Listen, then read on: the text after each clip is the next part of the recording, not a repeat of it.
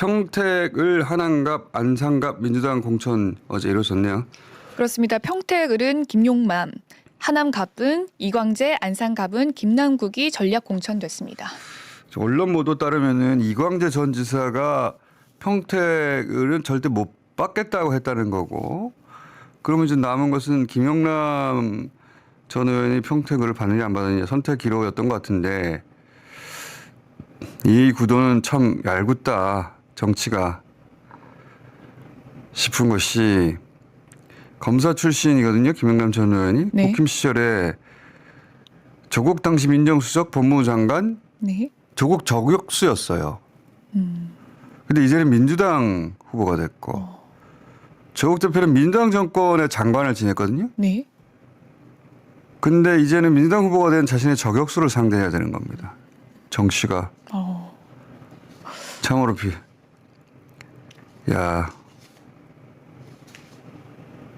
얄궂네요. 자, 그 지역 3선을 한 유이동 전 의원이 국힘 후보고, 무소속 황교안 후보도 그 여론조사 보면은 거의 10% 나오거든요.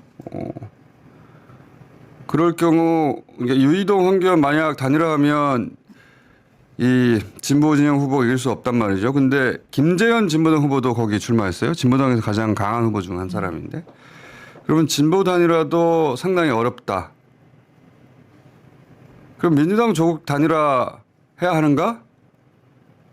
그런 상황도 또 나올 수 있거든요. 굉장히 복잡한 선거가 되겠습니다. 자, 어제 김어준의 겸손은 힘들다 뉴스 공장의 한 장면이었습니다. 방금 보신 대로 어제 김어준 씨 매우 당혹스러워하고 침통해합니다. 오늘 아침에는 조국 후보를 부른다고 하는데요. 조국의 당선을 갈망하는 그의 마음이 느껴집니다. 경기도 평택을 재보궐선거의 중심 인물로 떠오른 조국 후보에게 김어준은 확실히 기댈 언덕인 것 같습니다. 당선 여부는 평택을 유권자가 판단할 일이지만 그 이전에 조국은 우선 자신에게 우리 국민이 무슨 빚을 졌다는 식의 사고방식을 버려야 할 것입니다. 그럴 자격이 없습니다. 기본적으로. 첫 번째로 사법 리스크입니다. 조국 후보는 자녀 입시 관련 사안, 감찰 무마 의혹, 청탁금지법 위반 등 여러 사건으로 재판을 받아왔고 항소심, 상고심에서도 유죄 판단을 받았습니다. 정치에서 법원의 판단이 곧 정치적 결론일 수는 없지요. 그러나 국민 입장에서는 다릅니다. 공직을 맡겠다는 사람이 중대한 혐의로 유죄 판단을 받았다면 당연히 더 엄격한 기준으로 보게 되는 것입니다. 특히 자녀 입시 문제는 국민적 분노가 컸습니다. 입시는 한국 사회에서 가장 민감한 공정성의 문제이기 때문입니다. 청년들은 치열한 경쟁 속에서 한 줄의 스펙, 한 번의 시험 결과로 미래가 갈립니다. 그런 현실 속에서 고위 공직자 가족에겐 허위 서류와 특혜 의혹이 제기됐고 법원 판단까지 이어졌다는 점, 이게 단순한 개인 문제입니까? 사회적 신뢰의 문제로 비화됐지 않습니까? 이거 억울합니까? 그런데 왜 대법원에 재심 신청, 헌재 재판 소원을 넣는 쇼라도 하지 않았습니까? 조국 후보에게 묻는 겁니다. 그리고 왜 조선일보 기자한테 가서 사죄합니까? 뭐예요?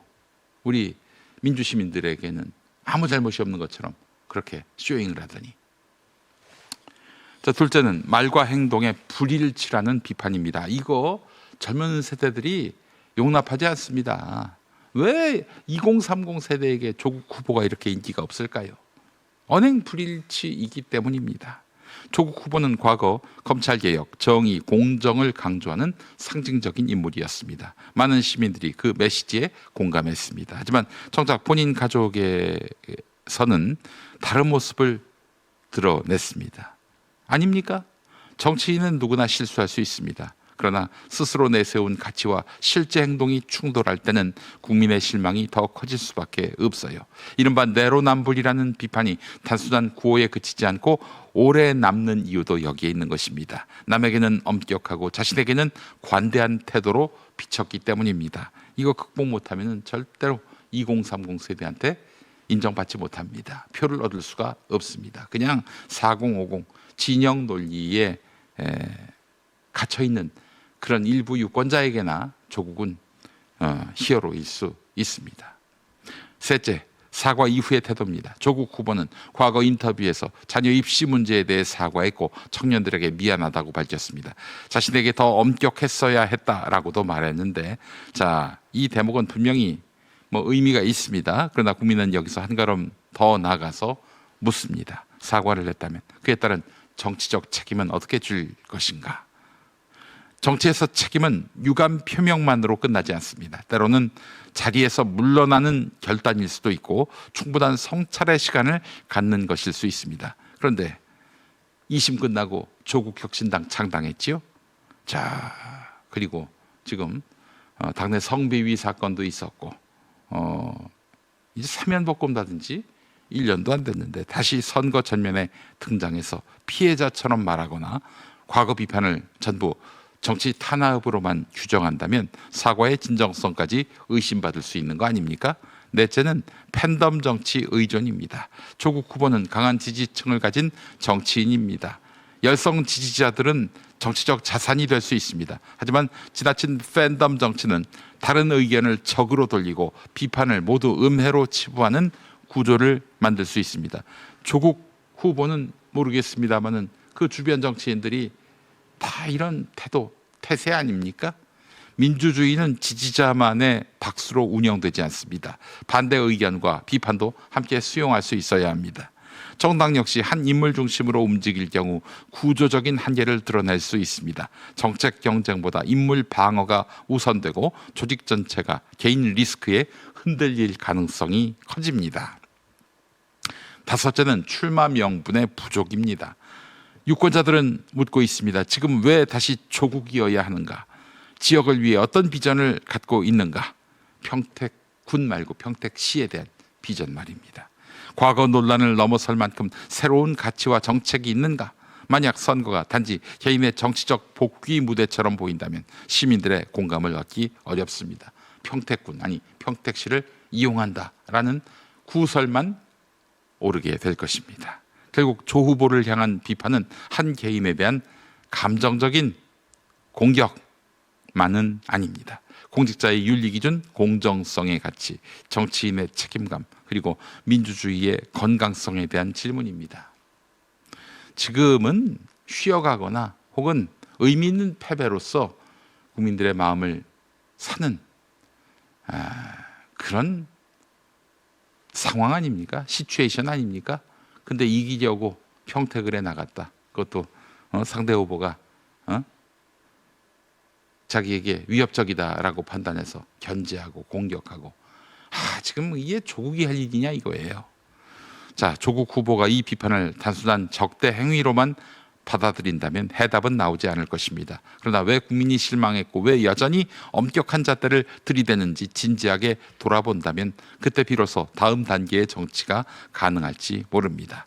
조국 후보가 지금 해야 할 일은 김용남 후보를 공격하는 것이 아니라 자신에게 제기됐고 법원 판단까지 이어진 수많은 문제들에 대해서 국민 앞에 책임 있게 답하는 일입니다. 과거 김용남 후보의 문제 제기는, 그러니까 자신의 아내의 사모펀드 관련한 문제 제기는 감정적 비난이 아니라 공직 후보자를 향한 사실 기반의 검증이었습니다. 당시 제기된 우려 가운데 상당 부분이 이후 재판 과정과 법원 판단을 통해 결코 근거 없는 정치 공세만은 아니었다는 점도 드러났습니다. 그럼에도 이제 와서 김용남 후보가 공천됐다는 이유만으로 비난에 나서는 조국 혁신당의 태도는 모렴치를 넘어선 정치적 책임 회피로 비칠 수밖에 없습니다. 더 묻고 싶습니다. 조국 후보와 그 지지 세력은 아직도 국민에게 조국은 아무 잘못이 없다라고 말하고 싶은 겁니까? 이미 여러 차례 사과와 반성의 뜻을 밝혔던 당사자가 선거 국면만 되면 다시 피해자인 양 돌아서는 모습은 민주시민의 상식과 눈높이를 외면하는 처사입니다. 정치가 책임보다 진영 논리에 기대고 성찰보다 지지층 결집에만 매달릴 때 국민의 피로감은 커질 수밖에 없습니다. 또 한편으로 특정 유튜브, 김어준 유튜브 플랫폼과 강성 지지층의 호응에 기대어 정치를 이어가는 방식 역시 돌아봐야 합니다. 정치인의 무대는 방송 스튜디오가 아니라 국민과 또 국민의 삶의 현장이어야 합니다. 박수치는 지지자들 앞에서만 강해지는 정치, 비판에는 음해라고 맞서는 정치로는 더 넓은 국민적 신뢰를 얻기 힘듭니다. 지금 조국 후보에게 필요한 것은 누군가를 향한 공격이 아니라 왜 자신이 다시 공직을 맡아야 하는지 국민을 설득할 수 있는 책임 있는 자세 아닐까요? 선거는 동정심으로 치르는 것이 아니라 신뢰로 치르는 것입니다. 그리고 신뢰는 말이 아니라 책임에서 시작됩니다. 땅이 건강해야 사람도 건강해집니다. 제일 좋은 점은 일단 이제 화산해토라는 크기 부드럽고 물 빠짐이 좋고 당근이나 이런 우엉이나 뿌리 작물들을 재배하기에는 아주 좋은 조건을 가지고 있죠. 그 미네랄이 풍부한 용암 해수를 가지고 배채소를 만들잖아요. 소비자들이 건강한 버섯을 드셨으면 좋겠다는 의미에서 유기농을 고집한다든지 버섯도 아주 깨끗하고 늘어는 땅을 사랑하는 농부들의 철학입니다. 제주 유기농 야채 100%, 늘어온 야채수. 자, 방금 보셨죠? 저 농부들이 직접 키운 야채, 저 땅에서 나온 것입니다. 100% 제주 유기농 야채와 용암해수, 그게 전부인데요. 부모님한테 어버이날 선물 아직 못 정하셨습니까? 꽃은 하루면 시들고 용돈은 쓰면 끝납니다. 올해는 좀 다른 선물 드려보시기 바랍니다. 부모님들 아무리 몸에 좋은 거 사드려도 속 불편하고 입에 안 맞으면 쳐다도 안 보십니다. 그런데 늘어는 달라요. 한 달쯤 지나면 슬쩍 전화가 올 것입니다. 야, 지난번에 보내준 그거 이제 몇 개 안 남았다. 아침 저녁으로 부모님이 먼저 챙겨 드시는 겁니다. 자, 하루 1,800원입니다. 커피 한 잔 값도 안 되는 돈으로 부모님의 한 달을 챙기세요. 어버이날이 이제 얼마 남지 않았습니다. 방송 끝나면 또 잊어버리니까 지금 바로 네이버에 늘온 야채수를 검색하시거나 화면 아래 링크 누르시기 바라겠습니다. 딱 한 번만 보시면 되겠습니다.